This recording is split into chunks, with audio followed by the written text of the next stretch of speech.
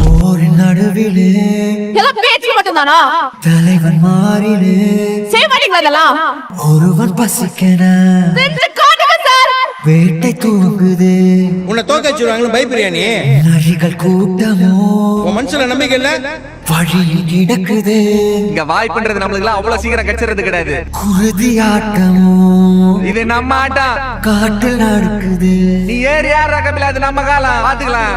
படைகள் 100 வந்தும் போதவில்லையே.